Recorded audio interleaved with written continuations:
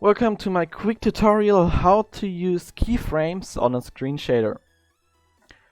So I'm going at that point where you already have an VR chat ready avatar that you just need to upload, and you just now wanna add an animation to it. So the avatar is basically ready for VR chat and we just want to add the animation.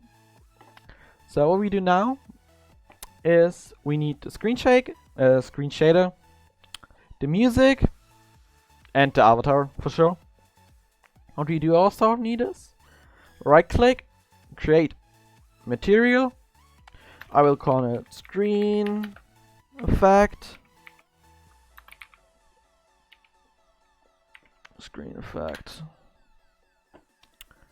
And we'll put my shader on it.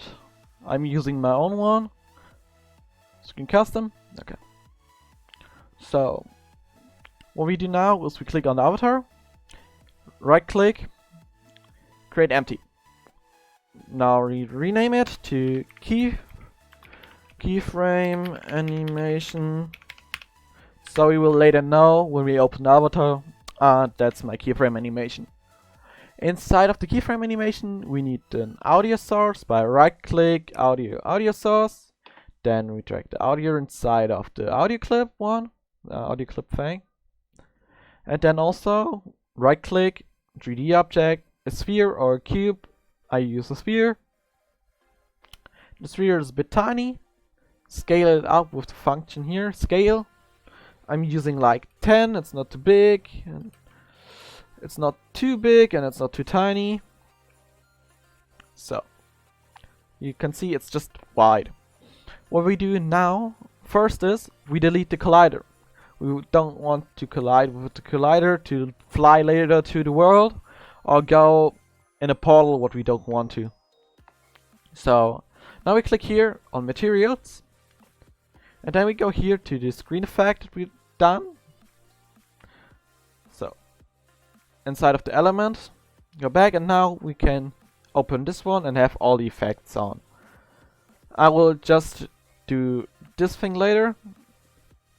So just basically how to animate this flashing up and down. So that's pretty easily what we need, the audio and the shader. What we do now is getting that outside the model. Because when you will wait a second. We go here on window and then Control 6 animation tab. Then we got the animation tab. Well, then we click on the keyframe animation because we will create now the animation keyframe, animating keyframe animation. So I call it keyframe animation controller. So now we have here a timeline we can skip through, and there's the little point that just means recording, and there's the preview thing, stop, back, forward, play, not play. So now we open it, not open it, drag it again back to your avatar, because when you will have it inside on the avatar and will press on create, your avatar will fall together into the bottom, and we don't want that. And would also get a controller inside of here, because the controller, what we did here, this one, will just get inside of here, but we don't want that, so we just drag it outside. So what we do now is go up again here, and now we click on play. We click on the sphere where the shader is on, and now the first thing we do is tell him what we want to do. I will using the lightning, so we'll press 1 and 0. Now you can see it's going red, and here is float 0 in the mesh renderer of the sphere, and it's on 0. And when I will change it here up, you see also the value here goes up, because it's recording with the keyframe the value that we're writing inside of the shader. And I will also use down here what I was saying, the background. I turn it on and off and it's going red, and this one again back to 1 and to 0. So we just call them, we're using the three functions.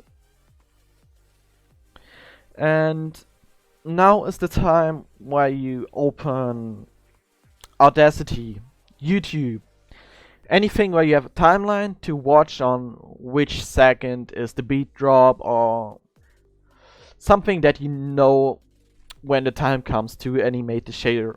For me it's pretty simple. I didn't let you listen to the song I use. I used the Moonlight remix. It's looking like here.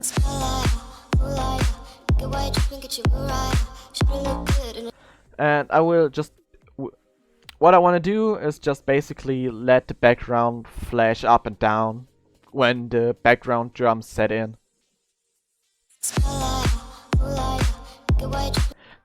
That song is pretty easy to do that because it's like every second, so it's not really hard to do it. I would rate you to first start with something like that where you just can say, yo, I go to 1 second. That's not 1 minute. 1:00 is 1 second, not 1 min. Not 1 minute. It's 1 second. That's important because some people think the millisecond is 1 second and wondering when they have a half minute animation why they can't see that, because it's just an half second long. So make sure that you really use 1:00 and all the stuff behind it. So we're going here and we're telling again, because I want to let it flash up, 0 on off, and 0 here again. You also can just copy that with Ctrl Z and Ctrl V to just copy paste it, but you also can do it like that.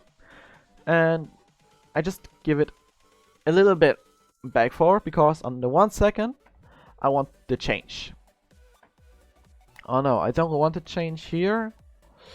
Just let's say 1 second and then at 1:10 is the highest point of it. So we just say in here 0.85, turn it on and give it the range. Now you can see 150 0.5. And when we go now here, sorry, my mouse wasn't recording.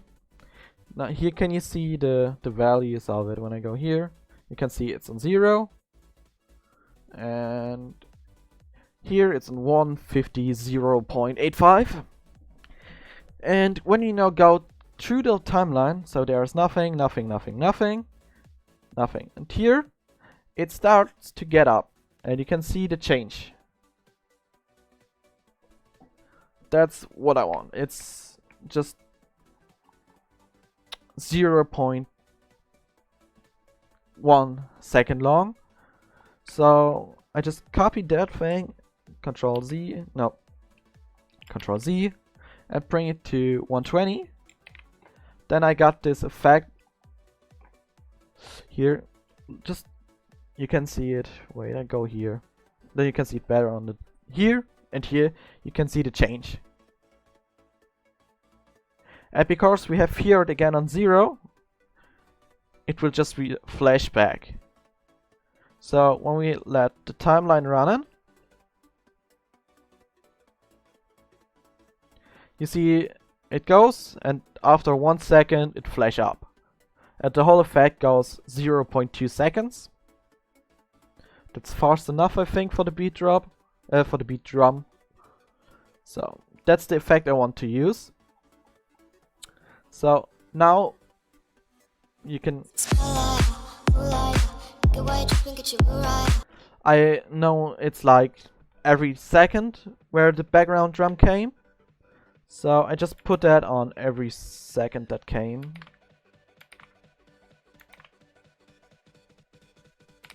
It will not fit correctly. You have to change it later.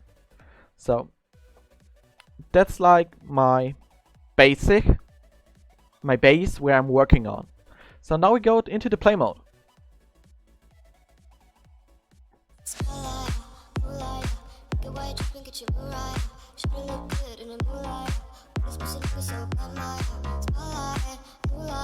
So now you see it's directly starting. I don't want that it directly start. Turn it here off, the thing above the keyframe animation, because the audio and the shader will turn off with the keyframe because it's inside of it. So I go back into the play mode. When I now go to the keyframe animation and click again on here,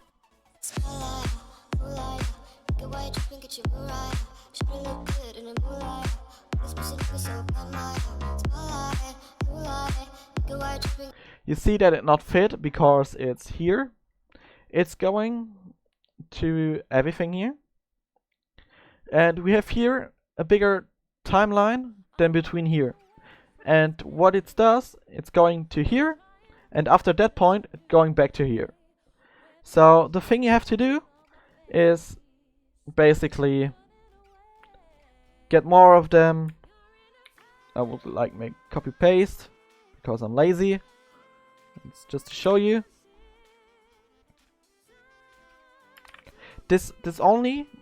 I only can do that because the drum is coming every second. When you want to animate on a beat that's not goes every second, you have to change the positioning of the keyframes, like a little bit forward, a little bit back. So for this song it fit like every second when I click on. Also make sure that you don't press on the blue buttons, or why the fuck is... I hope you see everything. I realized that it's got... Yeah. The recording was wrong. What the fuck I want to say? Okay. We are in the play mode. It's okay because the materials and keyframes don't affect with the play mode. Because normally when you change a rotation of an arm, or just say that goes there, that goes there. I say there, I can't. Or just saying that goes there, and then we mess it up and click again on play, it will reset. But the reset don't affect materials and keyframes, so we can work with keyframes in the play mode. That's something really great, because that's make it easier to work with the keyframes, because we can directly say and go.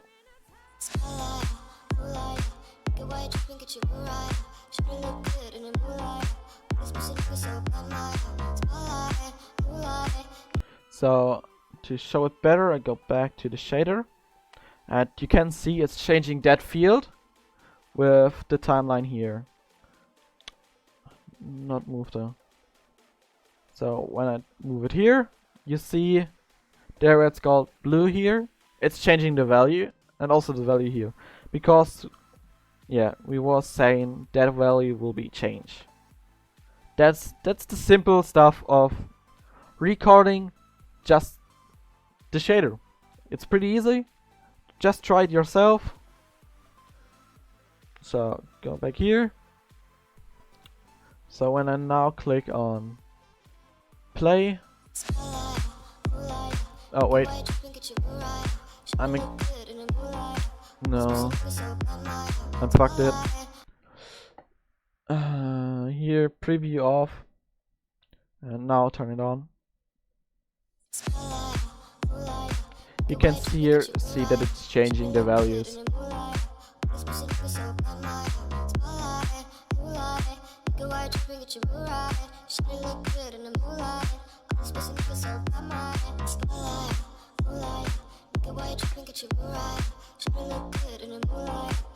So that's how we made the flash up.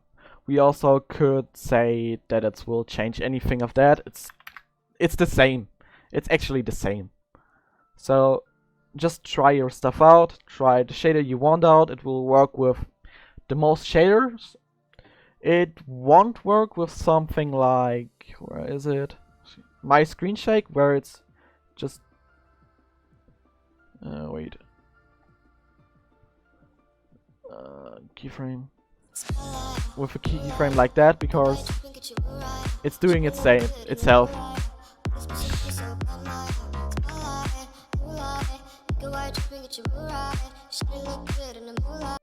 Because that's just the range and the speed that he could change, but he cannot change like the shake at all.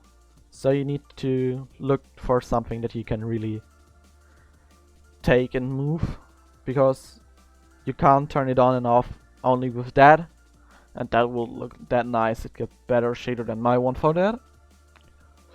So that's pretty easily all the keyframe stuff. So what we do now is get that into the game. So we have the animation, you want get that into the game. And that's actually the easiest thing of all of them. We made a duplicate, we hide the first one, and now, that's important, now we click on the avatar, and then we create the animation on the avatar itself. But make sure you make a duplicate and do it on a duplicate. I will just call it keyframe. You can just call it keyframe gesture or something. I just call it now keyframe just to show you. And now we got again the timeline. What we do now is pretty simple. Click on add property, click on keyframe and animation is active. Then we got the one at the start and one at 1 second. The one at 2 seconds is the one on 1 second is way too long. We got that on 1 millisecond. So we go closer and that get over to here. And now we click on those cubes. And the avatar will fall together. That's normal. It need to be do that. And when you now click play, not the play there, here.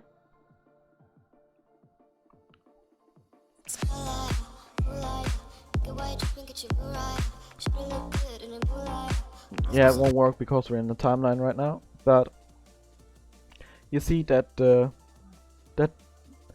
that's a starting after we putting that on. We just saying with that animation, put that on. Make sure that the keyframe animation is off. So put it on 0.00 and 0.01. And that's it. Now you can delete this one. Can go here. Turn it on. What we do next is we have here keyframe, the animation. That's only gone 1 millisecond. The thing is why it's go that short. When you trigger like F1 and you will we say you trigger it with F1 and then you will press F2, you will that F1 directly stop. So when you would say it goes 1 second, it will run the whole 1 second after you press another button, and you will that it directly stops. So 0.01. That's actually the reason why it need to have a close timeline, a tinier timeline. But what we do now is we click on the avatar, and then we see here custom standing anims. That's the avatar controller. What we do now is going here, right click, create, and then we have down here Animator override controller. We need that. Give it the name like my avatar called Rin, so we'll call it also Rin, that I know this is for this avatar. Now we have here the controller. Click on a little button behind it, and then this will pop up, and there we're looking for here avatar controller template. Then we will see a few things. Now you have to know on which F trigger or Oculus or Vive trigger you want it. So I would like say finger point. So we chose that. Go here, or just we don't need to go there, and get the keyframe animation just inside of there. And Now when you will click upload, no, click on the avatar and get the override and drag it inside of here. That's all you have to do. Now you can upload it, and when you press, I think, F4. Yeah, I think desktop is F4, but I don't really remember yet. The animation will start. That's actually the basics of everything like that. I hope you understand it. So, hope to see you in the next episode.